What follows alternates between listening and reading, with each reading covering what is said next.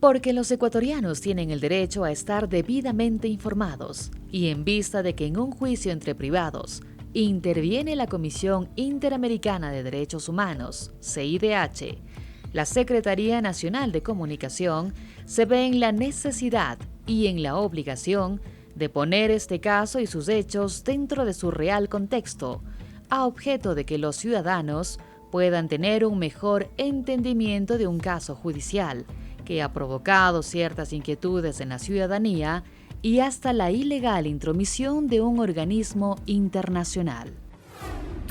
¿Está facultada la Comisión Interamericana de Derechos Humanos, CIDH, para solicitar a un país medidas cautelares a favor de una persona? No, no lo está. ¿Y por qué no lo está? Porque las medidas cautelares no son parte de la Convención Americana sobre Derechos Humanos, el Pacto de San José.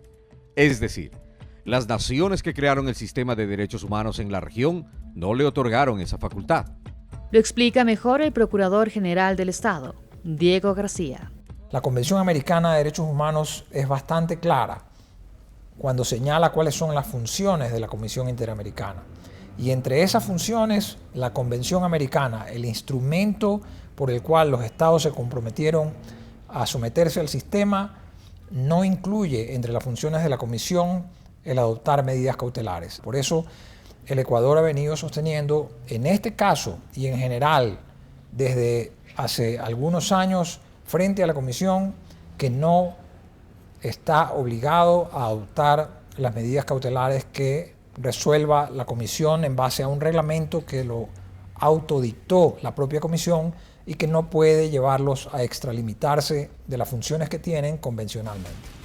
La CIDH, arrogándose funciones, solicita medidas cautelares.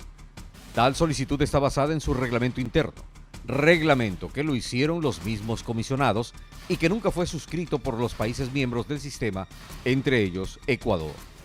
¿Debe Ecuador acatar las medidas cautelares solicitadas por la CIDH? No, no las debe acatar. ¿Por qué? Porque al no tener sustento legal, no son obligatorias para los Estados miembros del sistema interamericano. Además, no son un mandato que hubieran dado los mandatarios a la Comisión. Este reglamento, que según la CIDH le faculta solicitar medidas cautelares, violenta algunas disposiciones de carácter constitucional que ha tomado Ecuador como país soberano. Seguridad jurídica, tutela judicial, igualdad ante la ley, acceso a la justicia, el derecho a la reparación inmediata. Es decir, un reglamento no puede estar por encima ni violentar los principios y garantías establecidas en nuestra Constitución. Pero ¿por qué antes Ecuador acató medidas cautelares, como en el caso de los hermanos Restrepo? ¿Y por qué Estados Unidos las acató para el caso de un ecuatoriano condenado a muerte? Hay una gran diferencia entre estos dos casos y el presente. En los dos casos está involucrado la muerte de los individuos.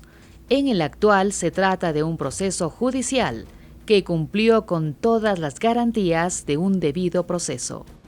Hablamos de una denuncia penal ante la Fiscalía, nada menos que una denuncia por un delito de lesa humanidad.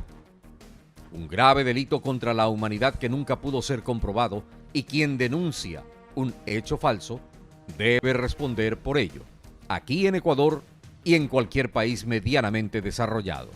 Durante 9 meses la Fiscalía investigó al presidente, porque se debe informar que la denuncia de Clever Jiménez nunca fue desechada.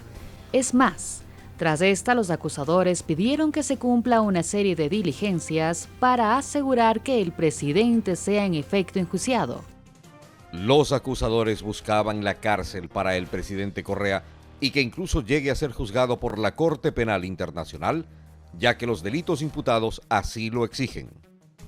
Además, los sentenciados no solo que acusaron al presidente con firma y abogado, sino que lo contrademandaron pidiendo $1 millón de indemnización.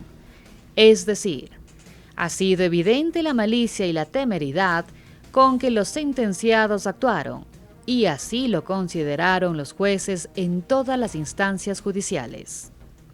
El debido proceso, y la explicación jurídica del presidente de la Corte Nacional de Justicia, Carlos Ramírez. La Corte Nacional de Justicia del Ecuador es el máximo órgano de justicia ordinaria del Ecuador en los casos de casación y revisión y los de fuero, ¿no?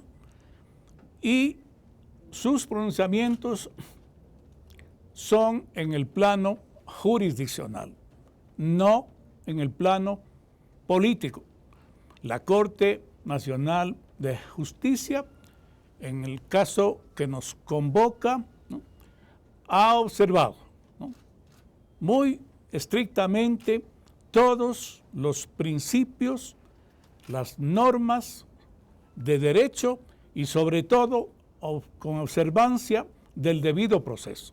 Y se ha dado a las partes el derecho, ¿no?, a la defensa, el derecho a la impugnación en todos los campos y recursos, ¿no? En todas las instancias judiciales se tipificó el delito de calumnia judicial y quien es sancionado por un delito de injuria no se ve afectado en su derecho a la libre expresión, sino su perversidad de acusar un delito inexistente. Por todas estas consideraciones, las medidas cautelares solicitadas por la CIDH son inviables, además de ilegales.